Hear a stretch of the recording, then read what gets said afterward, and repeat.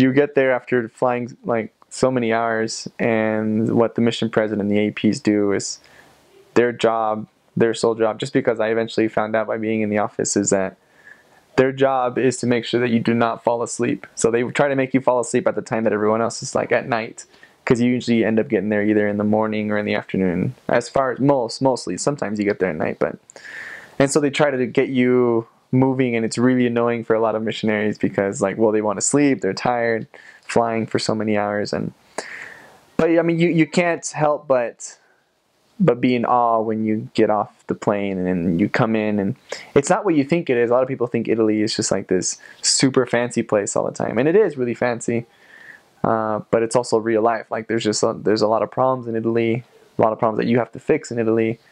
You get out there, but at the same time, it's like, wow, it's really amazing to see all the amazing and wonderful, like, architecture and history, and then also just what you think an Italian person is.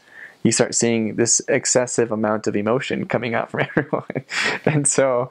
And I'm totally comfortable with saying that because I ended up marrying an Italian, so my whole family on that side now is just all. It's a really wonderful experience. But as far as like the first initial impact, that was usually the consensus, where it was, well, I'm in Italy, wow, I'm so tired, why are they trying to keep me up? And then, I mean, you're trying to really get used to like the way these people act and stuff like that. Some of the cool activities, I guess, the first week is, you're pretty much for sure, if you go into Milan, is they're going to take you to what's called the Duomo, which is the main cathedral in the city. Every city has their cathedral, their Catholic cathedral, and you go to this Duomo, which that's the word in Italian. I actually don't know the word in English. I guess cathedral might be it, but it's huge. It's beyond anything you've ever seen before. It took 400 years to build, and it's this massive Gothic slash Renaissance slash a lot of other stuff because it took so long cathedral, where if you go in, you learn a bunch of history about the apostles, and there's a secret baptismal font underneath that, I mean, well, Catholics don't believe in baptism, but underneath this cathedral, it talks about dunking and all these different things, and they have, supposedly, you can see this nail that's supposed to be in the nail of Jesus Christ, and he was on it. So they have a bunch of Catholic relics and things, which is really amazing.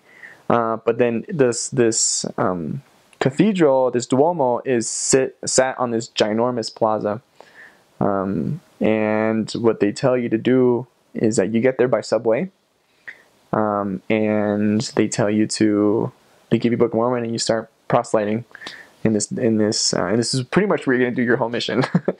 In Italy, it's a lot of talking to people on the street. That's probably the main thing you're going to do as far as like proselyting. But that's the first day.